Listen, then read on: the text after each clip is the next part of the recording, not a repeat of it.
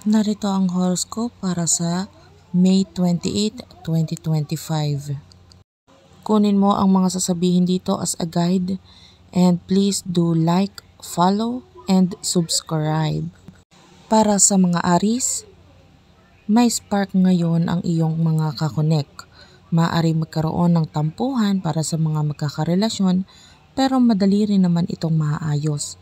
Be patient lang, habaan ng iyong pasensya.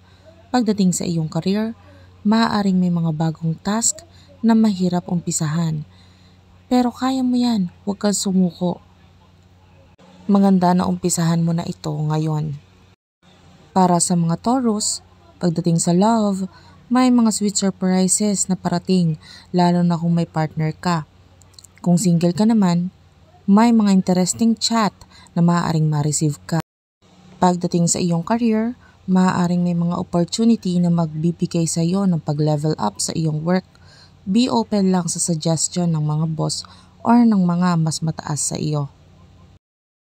Para sa mga Gemini, maraming flirt vibes ngayon. I-enjoy mo lang, pero alalahanin mo rin ang intentions ng mga taong ito. Huwag magpadalos-dalos. Have fun. Pagdating sa iyong career, multitasking overload.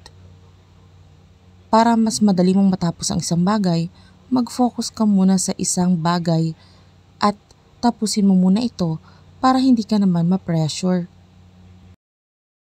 Para sa mga Cancer, emotions are high today. Maaring maging sensitive ka, kaya itry mong i-manage ang emotions mo at mga reactions mo. Pagdating naman sa iyong career, ikaw ay mapapansin. Ituloy-tuloy mo lang kahit feeling mo na walang nakakapansin or nakakakita ng effort mo. Para naman sa mga Leo, nasa iyo ang spotlight ngayon pagdating sa love life mo. Kung taken ka, mainit ang chemistry. Kung single, may mapapalingon sa'yo. It's your time to shine pagdating sa love life mo. Pagdating naman sa iyong career, time to shine na rin sa meetings or presentation. Maging confident ka ngayon. Gamitin mo ang angking karisma mo. Para sa mga Virgo, minsan, love is in the little details. Magparamdam ka kahit simpleng message lang. Kasi hudang matagal na kayo magkarelasyon. Yung simpleng pag-send mo ng kamusta ka ay malaking bagay na para sa kanya. Para naman sa iyong career, organize your schedule. May chance kang ma-promote kung makikita nila na may sistema ka. Para sa mga Libra, harmony ang keyword ngayon. Avoid arguments. Mas okay kung cool ka lang. Para sa iyong career, collaboration wins. Huwag kang mahiya mag-share ng ideas mo. May impact yan. At mas makakatulong kung may partner ka na tutulong sa'yo sa career mo. Mas mapapadali ang trabaho at magbibigay ito ng success sa'yo. Para sa mga Scorpio, intense ka today. Baka time na para ilabas ang feeling mo. Just be honest. Ikaw mismo ang nakakaalam kung ano ang totoo. Pagdating naman sa iyong career, malaki ang chance for success ngayon basta huwag kang magpadala sa drama ng iba. Para sa mga Sagittarius, adventure ang hanap mo pero hindi lahat ng tao sabay sa pace mo. Be understanding. May kanya-kanya kayong mga gusto.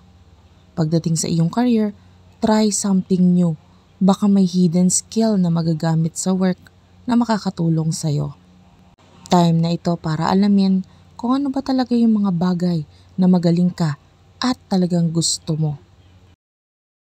Para sa mga Capricorn, baka busy ka masyado lately, give time sa partner or family. Ito ay para maiwasan na rin ang stress sa'yo at sa kanila. Para sa iyong career, productivity mode on. Maganda ang outcome ng efforts mo today. Ituloy-tuloy mo lang yan. Para sa mga Aquarius, may kakaibang kilig na posibleng mangyari, huwag mong i-ignore. Para naman sa iyong career, you will think outside the box today.